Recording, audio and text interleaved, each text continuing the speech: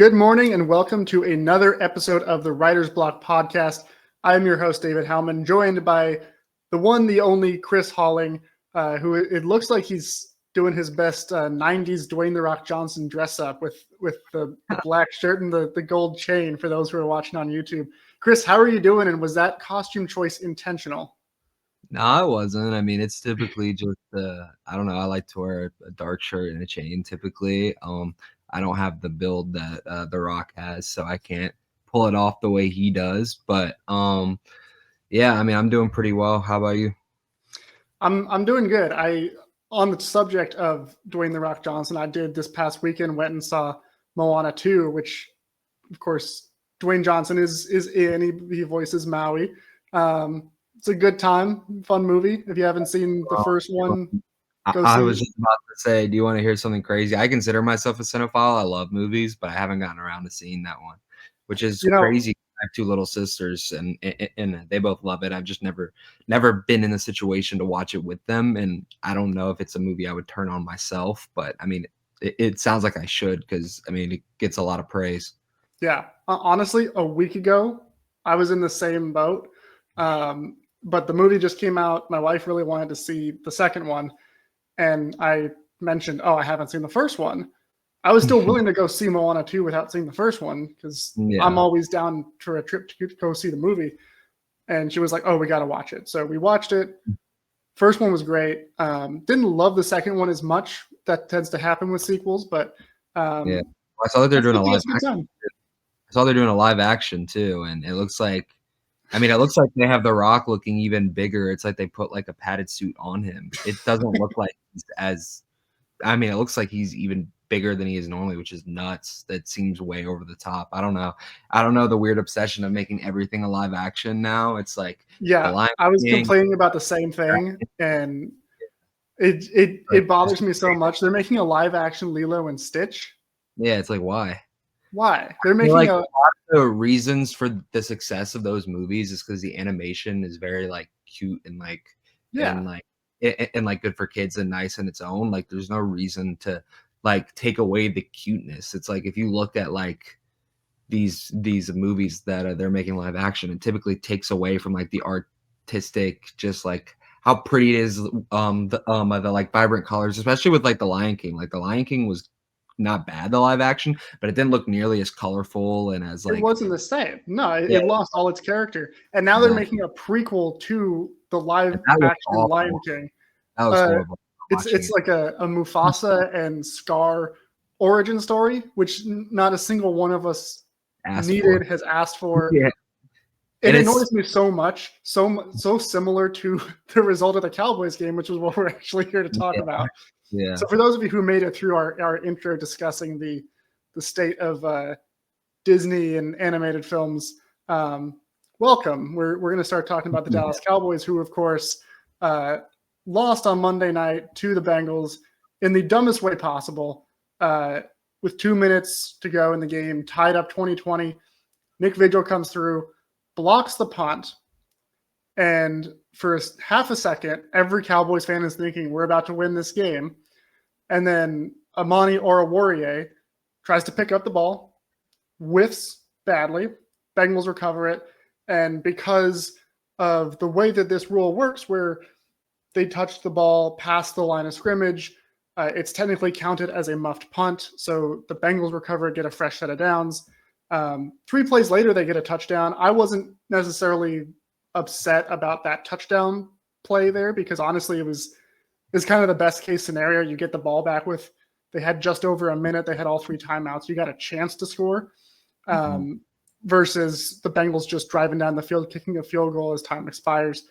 But the blocked punt was what everybody's talking about, which is crazy because I really thought we were going to come out of this game all talking about just the Simpsons broadcast that was going on for this game. Chris, did you watch any of the Simpsons broadcast, or did you stick with Manningcast or the traditional? What was your Monday night viewing experience? Yeah, so I didn't watch any of it. I saw it on the socials a little bit. Didn't quite hit the same. as watching the regular game. I don't think I would even watch that if it was a game I didn't care about, but I'm definitely not going to watch that over the Cowboys in Yeah. live.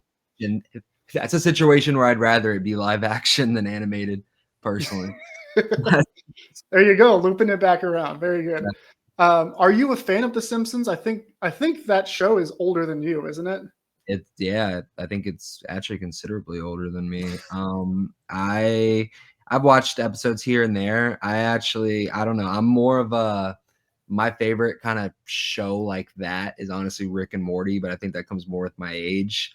And I'm just big into like the whole sci-fi thing, and like they do a good job of doing that. I like Family Guy. I like The Simpsons a little bit. I wouldn't say it's my favorite, but I do think it's crazy how they tend to predict all these major events and in the world way before it happens. So yeah, I think that they actually may be the real government behind everything. And Yeah, I was curious about The Simpsons broadcast too, but I'm on the same wavelength as you. Is like I want to watch when it's the Cowboys. I want to watch. I don't even mess around with the Manning cast for Cowboys. I need the information that Joe and Troy are giving me. Because the Manning cast, like when there's injuries, they don't necessarily update you on, oh, this guy's he's been ruled out, whatever. Like you don't know. And of course, the Cowboys had a few injuries in this game. The biggest one, unfortunately, DeMarvion Overshown, who it was announced Tuesday morning that he's torn just about every ligament in his knee. He's going to be out the rest of the year. Probably will miss most, if not all, of next season as well. The only positive with DeMarvion Overshown's injury was that it doesn't appear that there's been any nerve damage, which we were talking a little bit before the show. You weren't as upset about losing the game because you are fully on team tank trying to get a good draft pick. But the loss of Overshown, I feel like that hurts more than any individual game being lost could ever hurt. But even if the Cowboys were still in the playoff hunt, just with the history that Overshown has, last year his rookie season was ended before it even began. The way he was, coming up and becoming a household name this year, to have that taken away, I mean, it's devastating for I think everybody. Yeah, no, 100%. It sucks for him, because he already dealt with the torn ACL last season in the preseason, and now this injury seems actually worse. And I mean, it just sucks because he was really the lone he was one of the lone bright spots this year on a really bad season. We got to see his development, and honestly, I mean, I think he was playing like one of the best linebackers in the league. And it's just another situation where the Cowboys have been incredibly unlucky with health in their linebacking group since as long as I can remember, honestly. Just because, I mean, if you look back with Jalen Smith, I mean, he had his first year playing, he looked really good, and then he got hurt again, and then when he came back, he didn't look like the same player at all. Leighton Vander Esch, I mean, like he always had it in his head, but Yeah. like he never really had the durability to stay on the field and Even move. before then with Sean Lee. I mean, Exactly. It was Sean Lee. I mean, like he was a great talent, but rarely on the field. And yeah, I mean, now Overshown. I mean, he's only 24, so he has plenty of time age-wise to get back on the field. But it's scary because it's almost a question. I think it's a justifiable question if we'll ever see him at his full potential just because of these injuries. And it's a situation where back in the day, way back in the day, if you had an injury like this, it'd be a career ender. But unfortunately, with modern medicine and technology, players have been able to overcome things better. But really, the worst part about it is that to lose a player all of next season who's as important as he is. I mean, it's very possible he could miss all of next season. That hasn't been confirmed, but I mean, Mike McCarthy said it's certainly a real possibility. And this season, I've kind of given up hope for. But I mean, I would like to have hope for next season. I would hope that a good draft, good free agency, and I mean, I'm hopeful for a new coach, but it doesn't sound like that's necessarily a guarantee. So, but yeah, I mean, next season I would like to have something to feel confident about. And now I feel like heading into the offseason, you have to act as if DeMarvion Overshown is not on your team. And if he happens to play, Right. then it's just a bonus, which to me makes linebacker a much more interesting scenario now, even in the draft or in free agency. Because honestly, I felt like we were kind of thin at the position even prior to him getting hurt. I mean, I think that Micah Parsons can be one of the best linebackers in the NFL if he's asked to do it, but then you're taking away his pass rushing ability. Yeah. So You don't want him playing that linebacker spot no, and not rushing the passer very much. exactly. I mean, I'm cool with it every now and then to throw a different look, and I think there's situations where if you're getting killed in the running game, it's beneficial to switch Micah back to linebacker because he can kind of, range up and down the field. But yeah, I mean,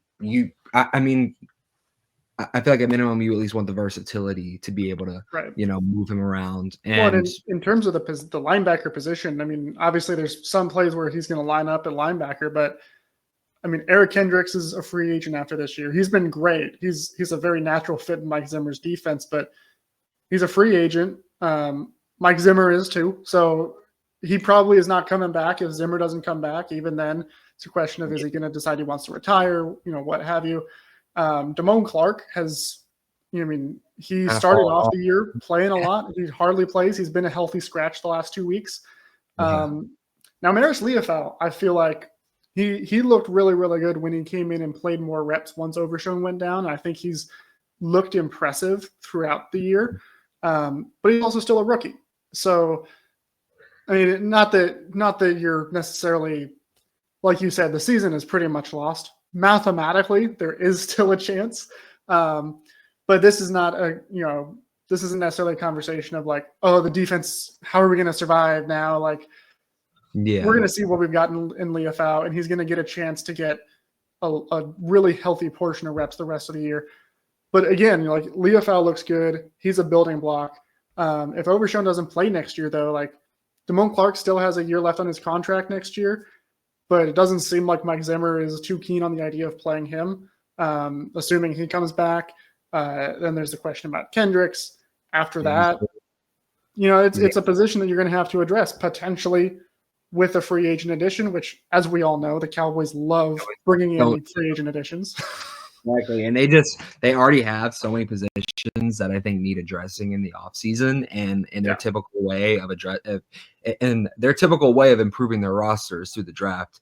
They don't have the draft picks to really hit every single position. And that's assuming that you hit in every single round, which rarely happens in the NFL, if ever. So, I think it's a situation where, it would be really nice to, have a high or at least above middle of the pack 4th round pick, but they also gave it up again for a player who's making a minimal contribution, just like they did for Trey Lance.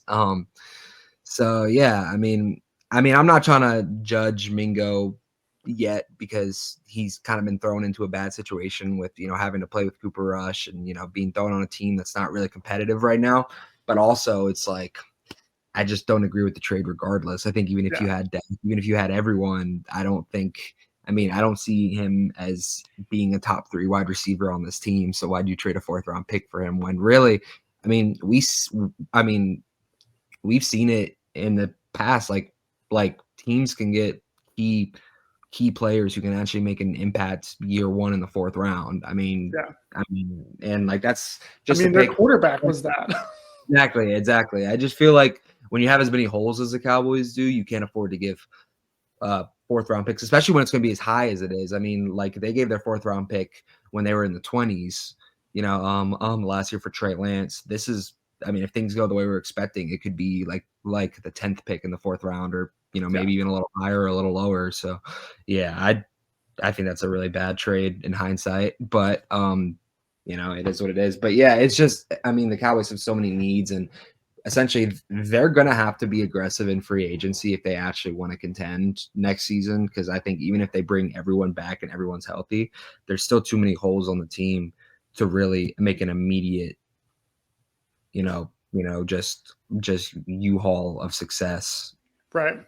Yeah, you're gonna have to, like, try this offseason, which we all knew coming into this year, like, everybody except for Jerry and Steven knew and, like, readily admitted that, yeah, they're not trying this year. Like, it was very, very clear they were using this as a bit of a transition period, hanging Mike McCarthy out to dry with not extending his contract and saying, like, hey, if he surprises us again and has a big year, then of course we'll give him a contract extension, because if he can win with, this garbage lineup we're giving him in 2024, then, he's something special.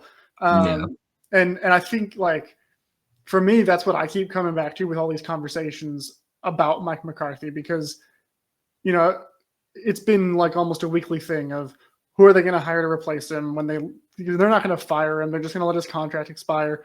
Of course, Jerry Jones has started to open up the conversation in recent weeks that they could bring him back. Dak Prescott went on a podcast recently and said, I want him to bring him back. I want him to have more input. And I kind of took it as Dak saying, like, hey, Jerry should actually give him a team this time, like not do what he did this past offseason and let him cook. And then Troy Aikman said on Monday before the game, he said that he feels like at this point the plan is to bring McCarthy back, and like the team collectively wants him back and they're playing for him. And so naturally, then they go and blow this game, and in like a way that literally nobody would have expected. Of all the ways to lose to the Bengals in that game, they found the last thing that anybody was expecting.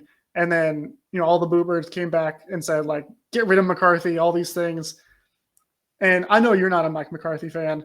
I have a hard time looking at that game and being like, oh yeah, Mike McCarthy is the reason that they lost that game.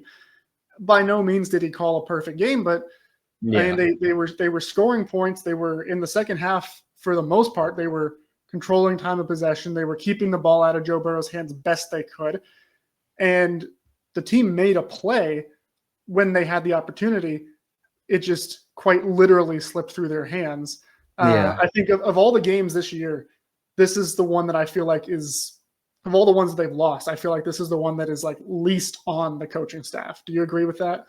I would agree with that. Yeah. Honestly, I thought that they played better than I expected. I mean, especially on the defensive end too. Like I was kind of expecting them to get torn up by Joe Burrow. And I mean, like he definitely had his moments. Joe Burrow had some incredible plays in that game, and he's definitely a top, I think, 3 quarterback in the NFL. And, I think he's proven that. But I think all things considered, they played very well on defense. And on offense, I feel like considering that you have Cooper Rush in the game, they played very well on offense. And Rico Dowdle played well. He was 3 backups on offensive line too. Cooper Beebe went down with a concussion. Yeah. I think that you can't blame Mike McCarthy for that game. I don't think that it's really on the coaching staff. I just think that they lost to a better team, which sounds crazy because actually they entered the game with a worse record than the Cowboys. But I mean, yeah, I think that Mike McCarthy, my belief in Mike McCarthy, I don't know. I'm having a hard time explaining it because my belief in Mike McCarthy doesn't come from or my disbelief in Mike McCarthy doesn't come from how this season's going, because I think any coach would have a difficult situation this year with their injury luck. I think that I judge it based more off of the 12-5 seasons that they couldn't make a deep playoff run. And yeah, like those seasons were more fun to watch than this season, obviously. But historically speaking, they didn't do anything, just if you look in the future and we're looking back, we're gonna be like, oh, those 12-5 seasons really, really mattered and meant a lot. I mean, it was cool to win the division, but I feel like Cowboys fans are so ready to finally get over that hump that I think Mike McCarthy not being able to even make it to the championship game, the conference championship game, I think that that's really the reason why so many fans have this like predetermined, judgment against him and wanting him to get fired. It's because of that. It's not even because of the way this is going.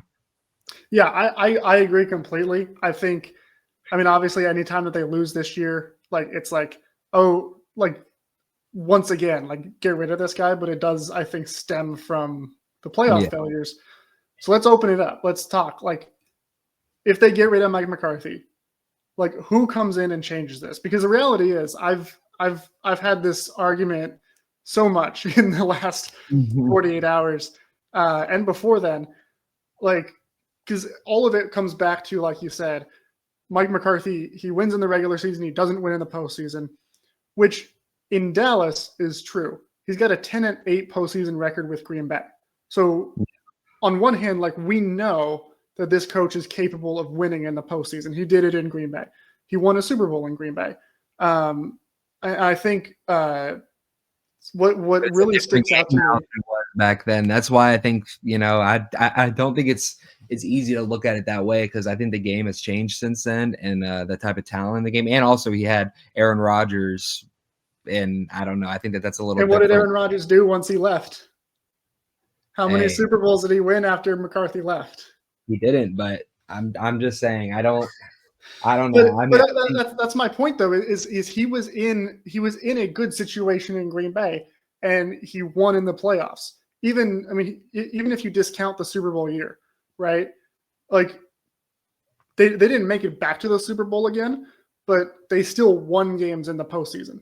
They made it to conference championship games. They made it past the first round. And right now, Mike McCarthy, if we look at just active head coaches, he's third in the NFL in career wins.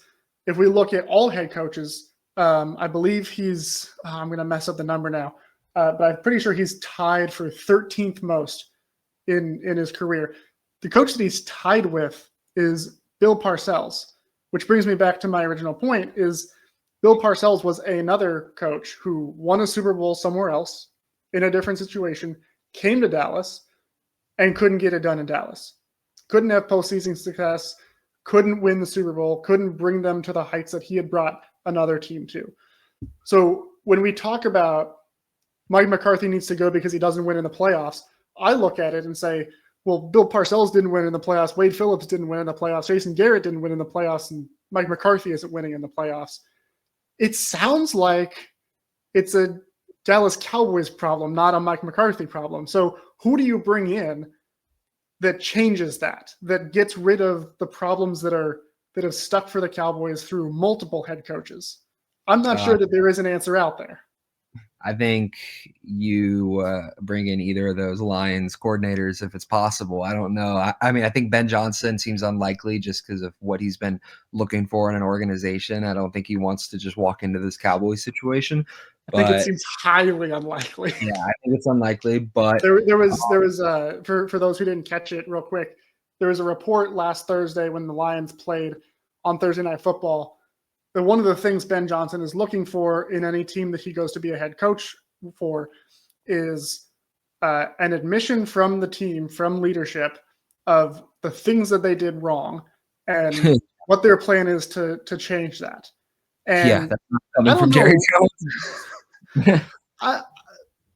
If anybody out there thinks that Jerry Jones sounds like the kind of guy that's going to go in front of anybody, let alone Ben Johnson, never been a head coach. Nobody knew this guy until 2 years ago, and admit that he made a mistake. I'm not even sure. I don't think that happens. I'm not even sure if you'd be willing to do that for an established guy like Bill Belichick, let alone no. Johnson. If there's anybody he's willing to do it for, it's Bill Belichick. But even then, even but then, definitely not for Ben Johnson. Exactly. So, I think the defensive coordinator would be attractive as well.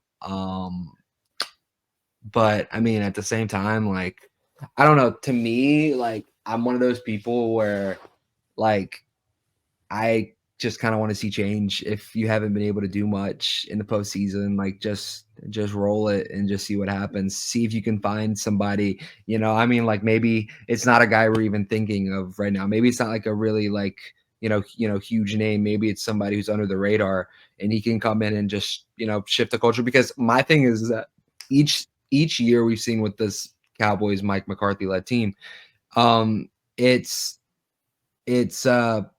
just like an undisciplined unit. It seems like they're always undisciplined, and they've just been unable to win the big games in the playoffs. And I think Cowboys fans are impatient as well because they saw Jerry Jones be super loyal to a fault to Jason Garrett, where it's like I don't think that fans want to see that again, where it's like he just spends too much time with Mike McCarthy, and I think that fans just have like a really short leash now for their head coaches, and I kind of understand it, and I kind of feel the same way, just because I don't know. To me, like I haven't been a fan of the play calling this year, and I understand that not having Dak Prescott makes things difficult. But even with Dak Prescott, I just felt like Mike McCarthy had some situationally weird play calls, and it seemed a little it seemed a little non-creative in their passing concepts and their routes. And I definitely wasn't a fan of Kellen Moore either. But I mean, Mike McCarthy, in my opinion, hasn't been much better, and I think he has some weird situational coaching decisions when it comes to clock management and different things like that. Like hey, listen, I think that he's a legendary coach in terms of what he's achieved, and I'm not knocking him on what he's done in the past, but I think the Cowboys are so tired of living in the past, or at least Cowboys fans are so tired of living in the past, and I think they want something new to root for and something to change. And yeah, I think part of that is because Jerry has been so patient with coaches. I mean, even before Jason Garrett, like he hung on to Jason Garrett, well past when many people thought he would. But I mean, he also, I mean, you probably don't remember this because you were pretty young at that point, but Dave Campo in the beginning of the century, he had I think 3 straight 5-11 seasons, and that was when Jerry actually let him go. Like he hung on to Dave Campo for a long time. Bill Parcells wasn't. He didn't have a whole bunch of winning seasons right out the gate either. And Wade Phillips, he kind of let him build it a little bit. That, of course, Wade Phillips is the only coach that he's ever fired in season, so that was kind of a unique situation. But he's been a very patient coach, and I think, or a very, very patient with his coaches. I think that plays a role too, in that, like, the Cowboys have not, fired a coach just because, like, oh, even though we were successful, like, it's not good enough.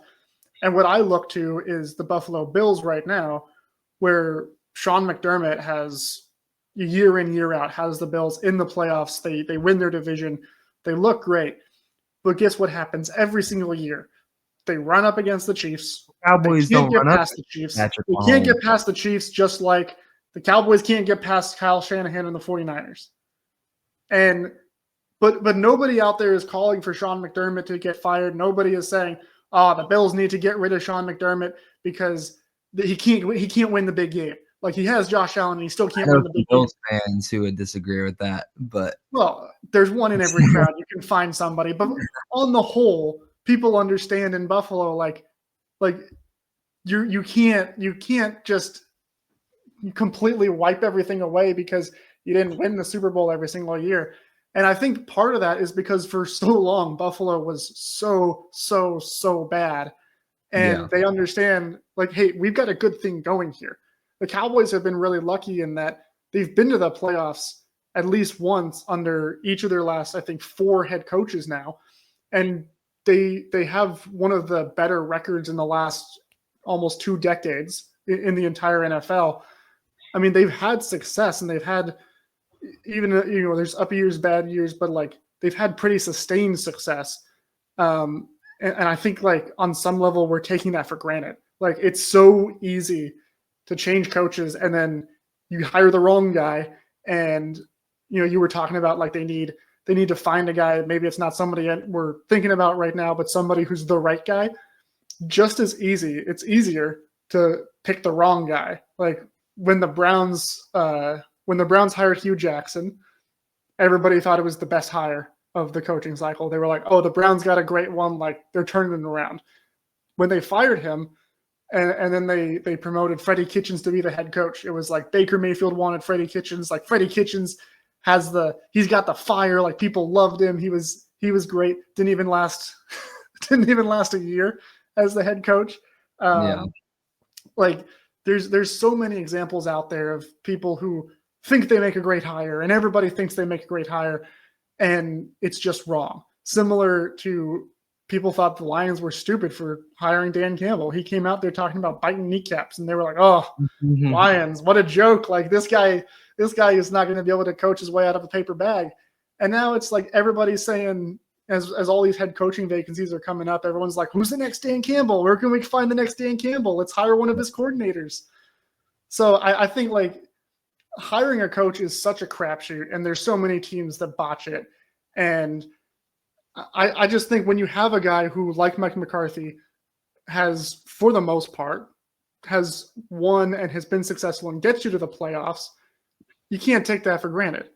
I also don't think that there's any replacements out there that are attainable for the Cowboys that are like actually going to be an upgrade, because the three most popular names are Ben Johnson, who we already talked about, Bill Belichick, who may or may not be taking the North Carolina head coaching job, getting into the college ranks.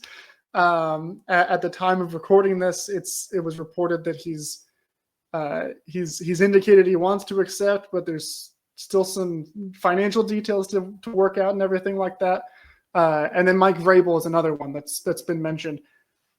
I don't know about you, Chris. I don't think either Belichick or Vrabel are like, I don't think either of them move the needle in terms of an improvement over Mike McCarthy. Well, see, my thing is like, if you ask me who I'd rather have in those 12-5 seasons, I would have taken Bill Belichick. But I think the Cowboys, even I don't know if they're like a Bill Belichick away from really like contending for a Super Bowl anyway. I think that they need to have a really good offseason, and that's actually one thing that's kind of been a knock on Bill Belichick. Whenever Tom Brady left, it just seemed like, you know, once Bill Belichick had control of GM type decisions, his drafts haven't been very good, and he hasn't really been able to bring in free agents. Now, granted, if I was a free agent, I wouldn't want to go to a Tom Brady-less Patriots either. So maybe it would be different being on the Cowboys and having more of a draw to free agents, because typically the reason the Cowboys don't sign free agents isn't because free agents aren't interested. They just don't shell out the money that those free agents are looking for. Cowboys aren't interested. Yeah, exactly. Like if the NFL didn't have a salary cap, the Cowboys would be balling every year probably, because like I feel like they would be kind of like those Yankees where, you know, like they're more money, or like Dodgers. In the 90s when they were great, the last time they were great, there was no salary cap. That was part of it. Yeah, exactly. And now, you know, they really try and budget around the salary cap. But yeah, no, I think that Bill Belichick in the right situation is an improvement over Mike McCarthy, in my opinion. But I don't think that the Cowboys are a Bill Belichick away. I think that he would definitely fix their discipline issues. I think that he would fix them having as many penalties, and I think that they'd be a much more disciplined team. I think that you'd have to get a really good offensive coordinator with him to make it work, and I think that you would still have to keep him out of making big offseason decisions. And how you feel about Josh McDaniels? Because that's who his offensive coordinator would be. Yeah, no, I wouldn't enjoy that at all. So yeah, I feel like, I mean, like that's the thing. Not only Josh McDaniels is offensive coordinator, Matt Patricia, it's been rumored, will be part of his staff, whether that's defensive coordinator or whatever. And Joe Judge will be part of that staff as well. Two guys that, to their credit, you know, thank you for your service, Joe and Matt. You both ruined seasons for NFC East rivals, but I don't want you in Dallas. Respectfully. Yeah. I mean, yeah, that's just a situation where I think Bill Belichick's arguably the greatest coach of all time, but it's a situation where I would want him to have a lot less control than he's probably looking for if he comes to Dallas. So yeah, I wouldn't say he's really at the top of my list necessarily. By the way, with Bill Belichick, because I agree he's the greatest coach of all time. And it's funny when you say like we're not right now a Bill Belichick away. Bill Belichick from like 5 years ago would be nice. That'd be a great hire. But Bill Belichick, like you said, since Tom Brady left, has one playoff appearance. He was one and done. And I was looking at this today for an article that I wrote at Blogging the Boys. The last time he won a playoff game was the 2018 season. They went on that run, won the Super Bowl. to put in perspective how long it's been since he had any postseason success, that playoff run where they went to the Super Bowl and won, they beat Phillip Rivers and the Chargers. They beat the Chiefs, which was Patrick Mahomes' second career playoff game. Wow. And then in the Super Bowl, they beat the Rams, whose top two players were Jared Goff and Todd Gurley. Yeah, I mean, Like not the hard. that is, when you think about those guys and all those names, it's like that was ages ago, and that was the last time he won any games in the playoffs. Hasn't won a postseason game since then. And like he's that's not a the solution in 2025. exactly, and like it's Except weird for the because Cardinals. it's weird because I was about to say it would be weird because, or like it's weird because I think that you can make the argument that the reason he didn't have playoff success is because his teams weren't very talented. But then you would also make the argument that he set those teams up. So exactly why you don't want him. Yeah, it's like that meme. Like we're all trying to find the guy who did this. Yeah, exactly. Like, yeah, I was kind of in on Bill Belichick early in the season when I thought that the Cowboys were maybe a head coach away. They're not a head coach away, in my opinion, right now. I think they're, but the problem is I think the hard truth is as long as the Cowboys continue with the philosophy that they have of not trying to really be aggressive in free agency, not taking risks and bringing guys in, I think that it doesn't really matter who their head coach is. I think that they're gonna, fall just short because I mean, like the truth is that you can't just rely on all your production coming from your draft picks. That's just not the way it works nowadays. And like you would have to be a perfect drafter, and not just that, you would have to hope that they all stay healthy. Because I mean, like DeMarvion Overshown was the best pick in that draft. Yeah, and I mean, like by far, but he hasn't been around to play. So I mean, I mean, like when he did play, he was great. But I mean, he missed his whole rookie season, and now he's going to miss the remainder of this season, which isn't very long at this point. But he might miss all of next season. So I mean, like that's the risk of just having. I think that's a risk of solely relying on your draft, and also too, I think great teams have a mix of great draft picks and veterans who have won big games and who can really, corral their team. I think that, I think that it's kind of a situation where it's almost like March Madness. Typically, the teams in March Madness that go deep aren't the really, really talented all freshman team. It's the team that have seniors coming back and have upperclassmen who have the experience who aren't going to fold in those moments. And that's why Duke hasn't won a championship recently. It's because they always have one and dones. And I mean, I'm sorry, I'm getting into my tangent because I hate Duke. But anyway. The point is, what the Cowboys should do is hire Coach K. Is what I'm hearing. Yeah, exactly. They need to be aggressive in free agency and bringing in veterans who can make an immediate impact and help plug these positions. And I thought that they did a good job when they traded for Stephon Gilmore and they traded for Brandon Cooks. I felt like those were the type of moves that fans were wanting, and they both did enough. I felt like to make those good additions. I mean, obviously, Gilmore only played for one season for us, but I think he had his moments where, like, if you're competing and you're a contending team, like those are the kind of impact players that you want to bring in, and they don't really make those moves very often, which is why I was like, oh my gosh, what's happening when they traded for those two players? And even those two players, they didn't really take massive risks. They traded a fourth and a fifth round pick for it. So I mean, it's not.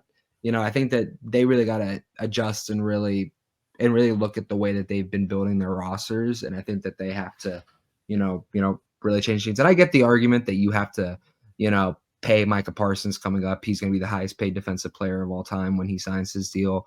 And, you have Tyler Smith, and then you're going to have Deron Bland, and you're going to have Jake Ferguson, and you're going to have to make these hard decisions with players. I don't think. Yeah. Which they're probably going to let walk. Exactly. I feel like. Yeah. I mean, realistically, it's hard to imagine that they keep Bland, Parsons, Smith, Ferguson, and all these guys. There's probably going to be some difficult decisions. I think Micah has to be the guy who you're prioritizing and you're making sure stays. But like the thing is I understand that argument.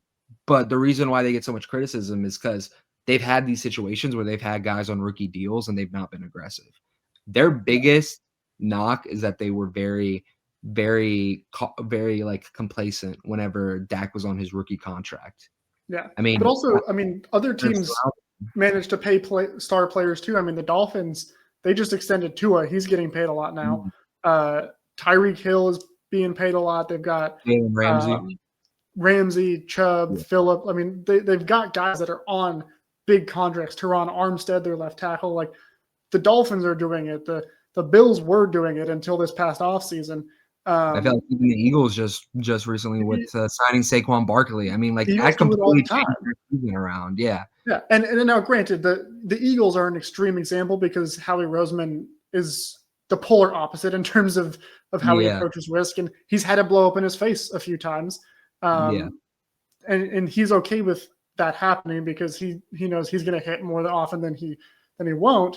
So that's just a difference in philosophy. But I do think they need to be at least a bit more aggressive, and that's why I keep coming back to the Cowboys should keep Mike McCarthy because at the very least he's a known commodity, right? You know that he can work with the players. The players are openly lobbying for him. Even Micah Parsons said it's his preference that Mike McCarthy comes back. This is the same guy who like 3 weeks ago got in hot water because he's like, he can go wherever he wants. I don't really care. And even he's coming and saying like, I want him back. These players want him back. They like this coach. And you already know that he knows how to work with Jerry Jones. He knows how to work with Stephen Jones. So I feel like we've seen that he can be successful. If nothing is going to change really without changing the front office, you might as well bring back the coach who can at least get you to the playoffs. And maybe one of these years with McCarthy still there, maybe that's the year you get lucky, because I do believe luck is a core component of winning as well, which helps me transition into our segment as we get ready to wrap up of looking around the NFL and looking at the Chiefs, because they're very lucky. There a single team that's been more lucky this year than the Kansas City Chiefs? They got some crazy stuff happening underneath their stadium. They got black magic. Yeah. They got devil on their side. They got something. It's crazy. And I mean, there's been so many like last second wins that they've had this year. This week against the Chargers, which a few weeks ago, the last time the Chiefs and Chargers played, and we were doing our predictions for that week, I said then, I'm picking the Chiefs to win this game, but next time they play, I'm taking the Chargers. And you know what? I'm chalking it up as a win for me, not actually in the standings, but a moral win, because if it were not for that ball, not only doinking, but then still doinking inside the upright, the Chargers would have won. And I feel like I've been proven right in calling my shot and saying the Chargers are capable of beating the Chiefs. But again, that dark magic that they got going on in Kansas City got them the win. And I mean, when you see something like that, like how are they going to lose? How is anybody going to beat this team? Yeah, I mean, the thing is like they're winning and they're not playing well. It's like, and they're very capable of playing well. Like they always seem to be like that team where, I mean, like even like last season, it was like I predicted them to win the Super Bowl last season when the playoff standings were like official and set. It wasn't a surprise to me that they won the Super Bowl, and a lot of fans were like thinking like, oh, like, you know, like they're not that great this year. I'm like, when they make it to the playoffs, it's a completely different game. And we see that with teams all around the league. Like some teams are just good in the playoffs and just know how to win. And like the thing is they're setting themselves up right now to have a real shot at having the playoffs run through Kansas City. I mean, like obviously the Bills, and the Chiefs are fighting for it. But I mean, if you're gonna, I mean, they win the games that they're not supposed to, and once the playoff comes around, you know, magically Mahomes and Kelsey are gonna find their rhythm again, and they're gonna probably be healthier, and they're gonna have the experience. Like, I don't know. I don't see anything stopping Mahomes from winning his third straight title. And when I think he does, I think the argument with him and Brady becomes a lot more serious. I think I mean, like I've been on on record for a while saying I think that Mahomes is the most talented quarterback ever, just pure throwing talent, just pure everything like that. But it's just not possible to say he's the GOAT right now just based off of accomplishments compared to Brady. But I mean, if he wins his third straight, and which nobody's done before, by the way. Nobody has ever won 3 straight Super Bowls. Yeah, no one's done that in NFL history, and it would be what, his fourth career Super Bowl. Yeah. Yeah. I mean, he's not. Yeah, I mean, it's nuts, and he still has plenty of his career left too. So he's also never not made it to the conference championship game since he's been a starter. Which again was his first year was a starter was in 2018, which was the last time Bill Belichick won a playoff game. Blah blah blah. All comes full circle. It's absurd at this point how successful we've been. You know what the Chiefs remind me of is to switch sports a little bit. The San Antonio Spurs in like the glory days, where it's like they were never a regular season juggernaut. Yeah, like they just would tread water. They'd win enough games to get to the postseason, and then they're just like, all right, now we're world beaters. Exactly. It's always better to save it for when it really matters anyway. I mean, as long as you're in the playoffs, you have a chance. Yeah. And I mean, perfect for the Chiefs. What they're doing is it's load management. Not that they're not playing guys, but they're just like not playing well until the playoffs. Exactly. And I mean, if it works for them, then hats off to them. I'm not gonna critique it. Like, obviously they know what they're doing. They've won the last 2 Super Bowls. So yeah, I'm not going to pick against them any game this season. As long as Mahomes is back there, if he's not hurt, then I'm picking the Chiefs to win every single game that they play. Yeah. And if I'm wrong, then I'm wrong. But I feel more comfortable picking for them than picking against them.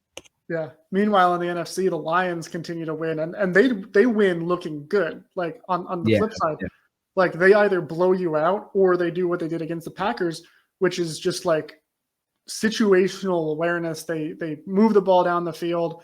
Dan Campbell is the gutsiest coach in the NFL, going for it on 4th down instead of taking the game-winning field goal so that he can run the clock down and kick it as time expires. They look pretty unstoppable right now too. And then there's the Eagles, who are kind of pulling off a Chiefs of their own, where they have not looked good in any of these games, but they just keep winning.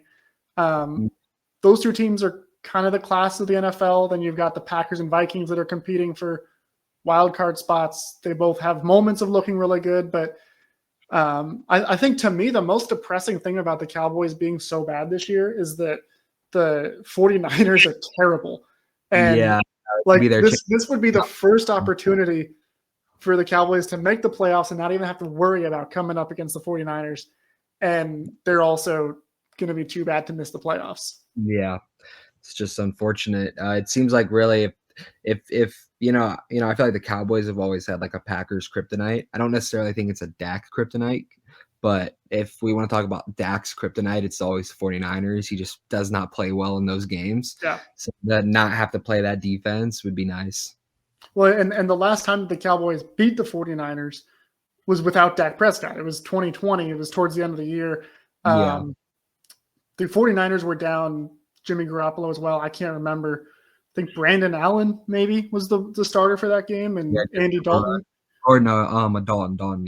Yep. I just thought of Ginger in my head. Yeah. So I just and the Cowboys won that game, but 2 backups in December. But as we look to this next week, the Cowboys travel on the road to face the Panthers, and the Panthers look good. Like, they've lost, I think, now 3 in a row, but it's been close. I mean, they lost in overtime to the Buccaneers. They were at the 2-minute warning. They were tied with the Chiefs, and then this past week, this past week they were a few plays away from beating the Eagles. And Bryce Young actually looks like the guy the Panthers thought they were getting when they drafted him. Do you think the Cowboys have a chance against the Panthers? Because the Cowboys also have they're looking feisty too.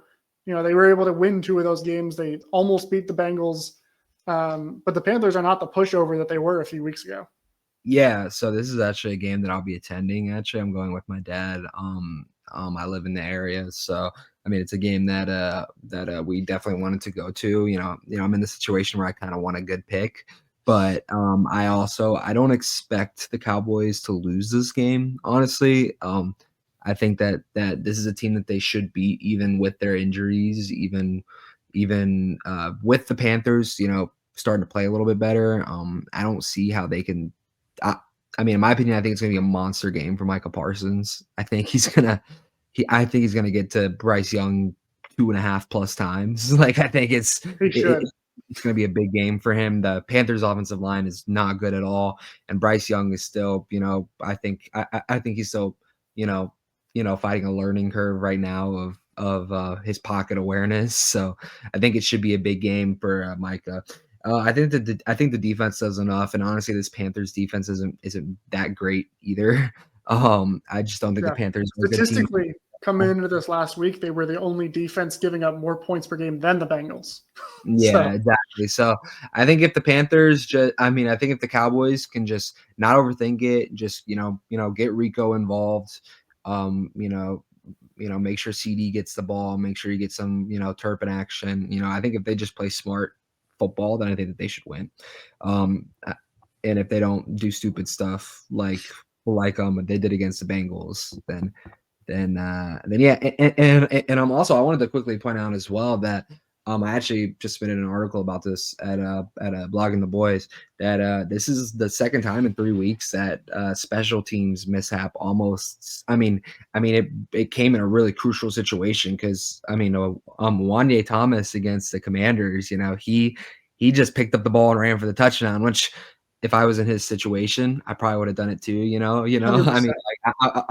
Hey, listen, I'm trying to shine. I'm trying to get my touchdown. But that's a situation where if you're a really well-coached team, then that doesn't happen, and you just, fall on the ground and you end the game. And, it didn't cost them in that game, but it seems like they kind of have these mishaps on special teams. And it's just like it's just like a mental lapse. And I but think on that note too, like I think Mike McCarthy gave a really good explanation in defense of Amani Oruwariye. And he was explaining how the Cowboys didn't actually call a punt block on that play. Nick Vigil, just nobody on the Bengals touched him. So he breaks through and he's like, all right, I'll go for the block. So usually when you run a punt block, the Gunners, which is where Amani Oruwariye was playing, they kind of have their head on a swivel. They're looking for the ball to make sure it doesn't touch them or, know what's going on. He's not doing that on this play because they weren't trying to block the punt. So he's running down the field with his guy. All of a sudden, the crowd starts losing their mind. He turns around, sees the ball coming right towards him, and the instinct just kind of takes over. He's like, I don't know what's happening. I see the ball. I'm getting the ball. And I'm like, yeah, I understand that. That's fair. He's in a tough spot there. And, I don't think it's necessarily a coaching thing. I think, one way or the other, in the heat of the moment, the adrenaline takes over, just like with Wanye Thomas. Like, you're going to do that, right? And so I feel bad for him getting all the hate that he's getting. That explanation makes a lot of sense to me. It still stings because of all the ways to lose. That's like such a gut-wrenching way to do it. But I think I agree with the original point you were making, Chris, though, of they should beat the Panthers. They should be able to beat the Panthers.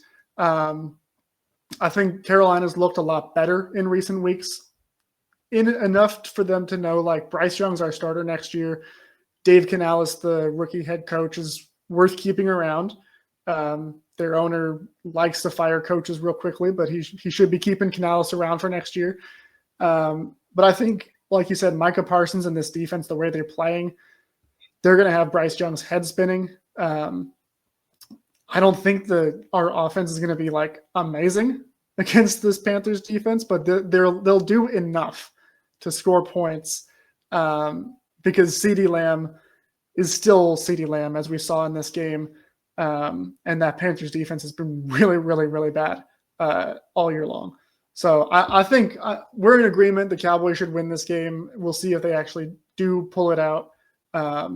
Will you be conflicted being at that game and getting the win and witnessing a win, but also losing a better draft pick? No, I already expect them to win. So to me, it's just I'm gonna go in and I'm gonna cheer and I'm gonna be excited. It's more fun to be at a game when you're rooting for your team. I'm not gonna go in and be cursing when they have a good play. But it's gonna be a situation where it's honestly it's a win-win in my eyes because I'll be there and I'll get to see it and I'll be with my dad and it should be a fun time. But if they lose, then I won't be nearly as devastated as if the season actually mattered to me. So that's yeah. That's fair. And Yeah. I'm glad you have that mindset, and I hope you have a lot of fun, win or lose. Yeah. And of course, we'll be back next week on the Writer's Block to talk about the game. And Chris, you'll be able to give us all the inside scoop on how the game was, what the environment was like, all of that.